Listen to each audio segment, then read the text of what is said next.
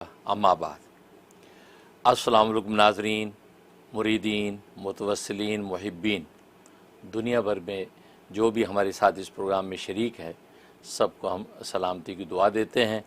और आज एक ख़ास प्रोग्राम आपके सामने करने के लिए बैठे हैं और वो दुआए हिज़्बुल बहर के हवाले से है। दुआए हिज़्बुल बहर के हवाले से आप यकीनन जो है वो जानते हैं कि ये वो बाबरकत दुआ है कि औलिया कामिलीन ने इस दुआ के ज़रिए से बड़े विलायत व मार्फत के जो मनाजिल तय किए हैं, क्योंकि ये दुआ ख़ुद सरकार दो आलम सल्लल्लाहु अलैहि वसल्लम ने इल्हाम फरमाई और अबुल हसन शाज़ली रहमतुल्लाह अलैह काहिरा के एक बुज़ुर्ग हैं, ये उनके क़ल्ब पर इल्हाम हुई और ये दुआ जो है वो उलमा सुलह और औलिया कामिलीन में फैली। उसके न सिर्फ जो उखरवी फ़वाइद हैं बल्कि दुनियावी समरात व अनवारात इस कदर हैं कि शायद ही कोई ऐसी इल्हामी दुआ हो कि जिसके इस कदर समरात और अनवारात हों। इसलिए दुआ जो है खानकाहों में मशाइख़ सिलसिला इसकी आम इजाज़त और दिया करते हैं, चिल्ले करवाए करते हैं। ख़ास तौर पे ये सफ़र के महीने में इस हवाले से जो है वो इसका एतकाफ़ और चिल्ला किया जाता है। इसलिए आज हम भी जो है उमूमी इजाज़त के तौर पर इस दुआ को आपके सामने रखेंगे और जितने भी मुरीदी मुतवस्सिलीन दुनिया भर में हैं जो इस दुआ से मुनाफ़े उठाना चाहते हैं वो इस दुआ से फ़ायदा उठाएं। ज़ाहिर है कि दुनिया भर में जो अहबाब हमारे साथ इस सिलसिले में शरीक होंगे वो कई तरह के हैं। बाज़ तो वो हैं जो मेरे पास यहाँ न्यूयॉर्क के अंदर मेरी मस्जिद में अख़ून जामे मस्जिद के अंदर मेरे साथ एतकाफ़ करेंगे और वो इसके हवाले से जो भी मुजाहिदात और रियाज़ात होंगी वो करेंगे। दूसरे वो लोग हैं कि जो दुनिया भर में और मुल्कों के अंदर मौजूद हैं और यहाँ मेरी मस्जिद में नहीं आ सकते,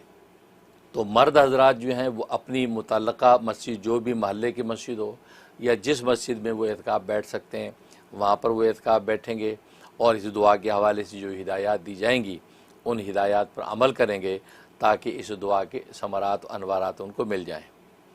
और जो मस्तूरात हैं तो मस्तूरात ख़वातीन जो हैं वो अपने घरों में एतकाफ़ करेंगी, भले वो न्यूयॉर्क में हैं या न्यूयॉर्क से बाहर दुनिया के किसी भी ख़ित्ते में हैं, क्योंकि मस्तूरात के लिए अपने घर में एतकाफ़ करने की इजाज़त है। लिहाजा वो अपने घर में एतकाफ़ करेंगी क्योंकि घर में एक ऐसा गोशा मुतय्यन कर लेंगी जहाँ वो 3 दिन का एतकाफ़ करके इस दुआ की तिलावत और इसके अनवारात और समरात को हासिल करेंगी।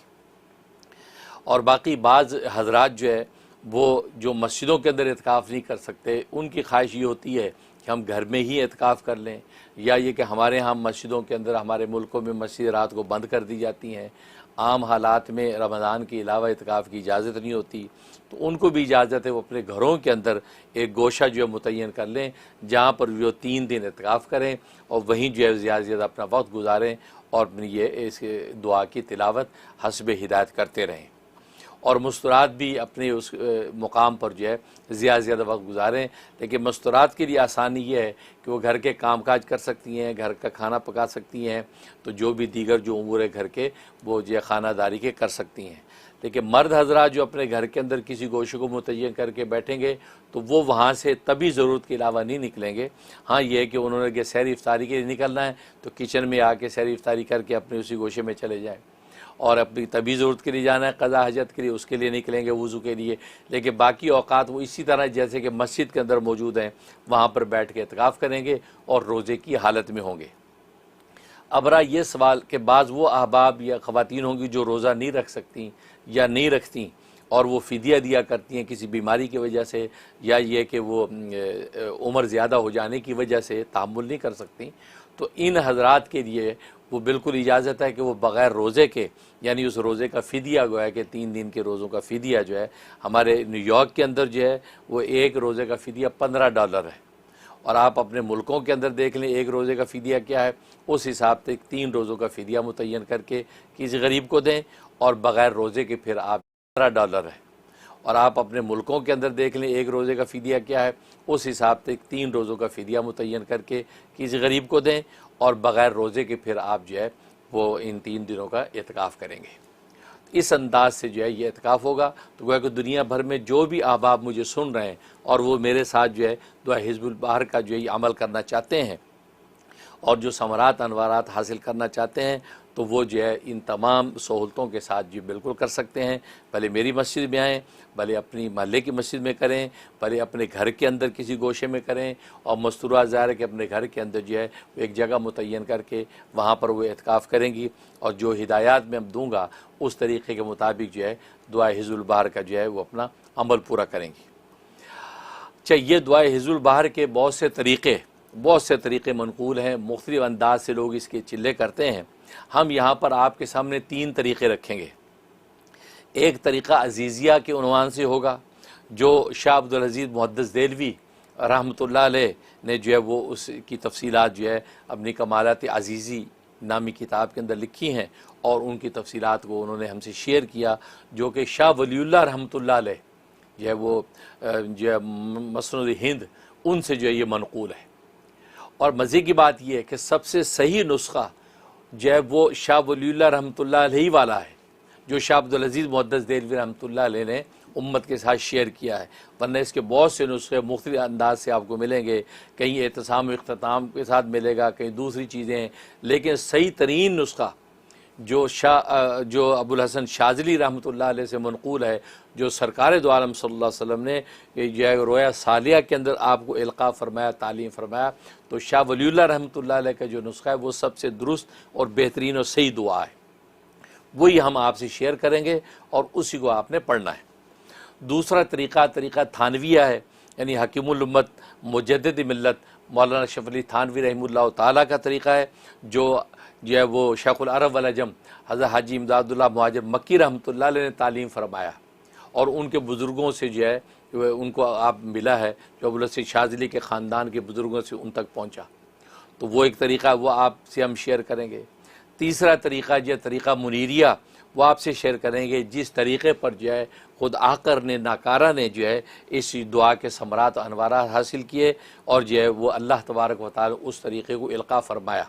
تو وہ طریقہ بھی آپ سے شیئر کریں گے. آپ حضرات کو جو ہے وہ جو طریقہ منیریہ ہے اس طریقے پر جو ہے اس دعا کو میرے ساتھ 3 دن جو عمل کرنا ہوگا. آپ کو انشاءاللہ سچے انوارات اور ثمرات نصیب ہوں گے. سب سے پہلے میں دعائے حزب البحر کا پس منظر آپ سے شیئر کرنا چاہتا ہوں کہ دعائے حزب البحر کی حقیقت ہے کیا، یہ کس طریقے سے جو ہے ابو الحسن شاذلی رحمۃ اللہ علیہ تک پہنچی. اس حوالے سے شاہ عبدالعزیز محدث دہلوی رحمۃ اللہ علیہ نے اپنی کتاب کمالات عزیزی کے اندر جو تفصیل لکھی ہے، تو میں من و عن جو ہے وہی تفصیل آپ کے سامنے پڑھ کے سناتا ہوں. حضرت فرماتے ہیں کہ اور اس دعا کی الہام ہونے کا سبب حضرت ابو الحسن شاذلی رحمۃ اللہ علیہ کے نفس پر ہمارے ولی نعمت حکیم امت مصطفیہ نے شرح حزب البحر میں یوں لکھا ہے. یعنی ولی نعمت حکیم امت مصطفیہ سے مراد جو ہے شاہ ولی اللہ رحمۃ اللہ علیہ. تو ان کا شرح حزب البحر میں یوں لکھا ہے کہ شیخ ابو الحسن شاذلی رحمۃ اللہ علیہ ایک دفعہ قاہرہ میں تھے کہ حج کے دن قریب آ گئے، تو یاروں سے آپ نے ارشاد فرمایا کہ غیب سے ہم کو اشارہ ہوا ہے کہ اس سال حج کریں، چنانچہ جہاز تلاش کرو. دوستوں نے ہر چند تلاش کیا، کوئی جہاز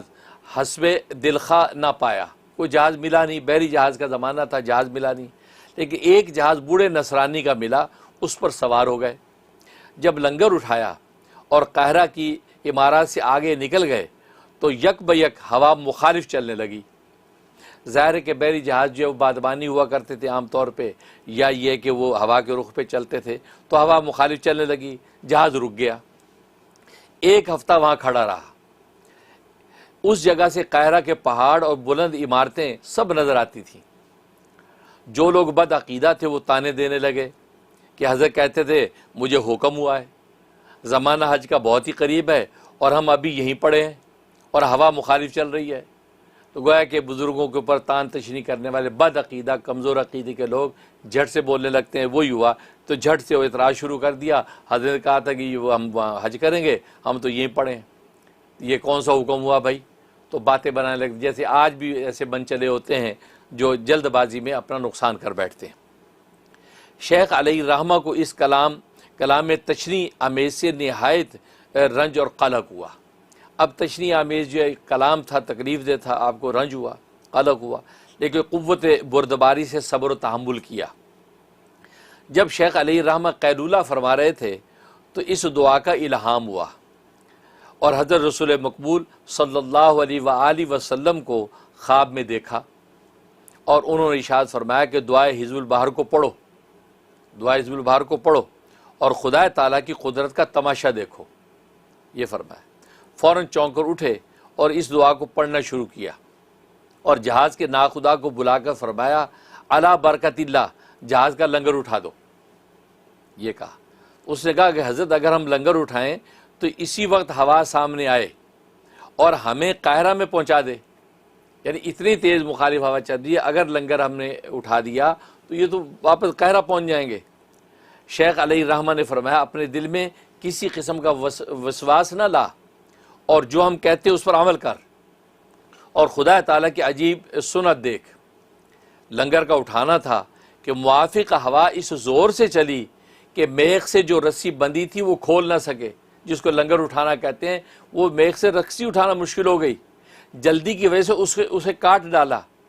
یعنی نکلی نہیں، اتنی زور سے ہوا چلی لہذا اس کو کاٹنا پڑا، اور نہایت جلد اور آسانی سے بخیر و عافیت و سلامتی اپنے مقصد مبارک کو پہنچ گئے۔ تو گویا ہے کہ وہ حج کے لیے آپ نے جانا تھا، پہنچ گئے۔ اب وہ بوڑھے نصرانی کے 2 لڑکے تھے، شیخ علیہ الرحمہ کی کرامت دے کر مسلمان ہو گئے کہ یہ تو کھلی کرامت ہے، یعنی ظاہری اسباب احوال کیا ہیں اور حقائق کیا، اسرار کیا ظاہر ہوئے ہیں، تو یقیناً یہ اللہ کا نیک بندہ ہے، اور اس کا جو دین ہے دین محمدی، یہ سچا دین ہے، وہ اسلام قبول کر لیا۔ اس واقعے سے وہ نصرانی آزردہ خاطر ہوا، یعنی اس کو دکھ اور تکلیف ہوئی کہ میرے بچے جو عیسائیت چھوڑ کے اسلام میں داخل ہو گئے، اب اس کو دکھ ہوا۔ پھر وہی بوڑھا نصرانی رات کو خواب کیا دیکھتا ہے کہ شیخ علیہ الرحمہ ایک بڑی جماعت کے ساتھ بہشت میں جا رہے ہیں، یعنی جنت میں داخل ہو رہے ہیں، اور اس کے 2 فرزند بھی ہمراہ ہیں، وہ بھی جنت میں داخل ہو رہے ہیں۔ اس نے چاہا کہ وہ بھی اپنے فرزندوں کے ساتھ بہشت میں چلا جائے، وہ بچوں کے ساتھ اٹیچ ہونے لگا، تو فرشتوں نے اسے فوراً جھڑک دیا اور کہا کہ تو بہشت میں نہیں جا